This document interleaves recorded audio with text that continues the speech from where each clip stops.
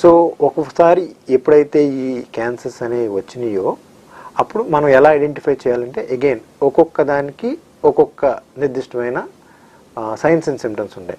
నాసోఫెరింజియల్ cancer అనుకోండి, జనరల్గా మీకు ముక్కు మూసుకుపోయినట్టు ఉంటాం, కానీ లేకపోతే జనరల్గా అది ముక్కు వెనకాల నుంచి మెడలో గడ్డలు అయ్యి పెద్ద పెద్ద గడ్డల కింద ప్రొడ్యూస్ అవుతుంది. సో వాళ్ళందరికీ పెద్ద పెద్ద గడ్డలతో డాక్టర్ గారి దగ్గరికి జనరల్గా వస్తారు. వచ్చినప్పుడు డాక్టర్ గారు ఎవాల్యుయేట్ చేసి అక్కడి నుంచి పీస్ తీసి టెస్టింగ్ పంపిస్తారు.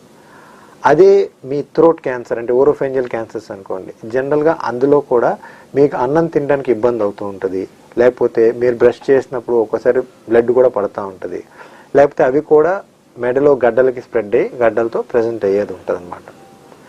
అదే హైపోఫెరింజియల్ క్యాన్సర్స్ అనుకోండి, జనరల్గా వాయిస్ వోకల్ స్వరనాళికలు అని చెప్పినట్టు వోకల్ కార్డ్స్ మీద క్యాన్సర్ ఉందనుకోండి, మన స్వరం అనేది మారుతుంది. తను మాట్లాడేటప్పుడు ఇబ్బందిగా, లేకపోతే తన వాయిస్ అనేది చేంజ్ అవుతుంది. దగ్గుతో పాటు బ్లడ్ కూడా పడే అవకాశం. సేమ్ హైపోఫెరింజియల్ అన్నవాహికలో అనుకోండి, అన్నం మింగటానికి కష్టం అవుతుంది.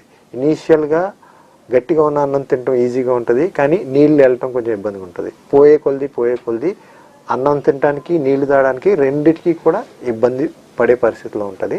అదే పక్కన మెడలో గడ్డలకు కానీ కూడా స్ప్రెడ్ అయినా వాటిలో కూడా మనకి ఆ గడ్డల నుంచి టెస్ట్ చేసి కూడా మనం తెలుసుకోవచ్చు. కొన్నిసార్లు రేర్ సందర్భాల్లో అవి ఇవి ఉన్నా కానీ అశ్రద్ధ చేసిన వాళ్ళకి వేరే బాడీలో ఆర్గాన్స్ స్ప్రెడ్ అయింది అనుకోండి, ఎప్పుడన్నా ఊపిరితిత్తుల్లోకి అలా స్ప్రెడ్ అయితే అప్పుడు దగ్గి దాంతోపాటు బ్లడ్ పట్టడం, లేకపోతే ఎక్కడన్నా ఎముకలోకి వాటికి స్ప్రెడ్ అయితే అక్కడ ఫ్రాక్చర్ అయ్యి మనకు తెలియటం, ఇలాంటి ద్వారా కూడా మనం ఇలాంటి సైన్స్ అండ్ సిమ్టమ్స్ ద్వారా కూడా మనం ఎక్కడ ఉందని క్యాన్సర్ని వెతికి పట్టుకొని నిర్ధారించే ప్రయత్నం చేస్తాం.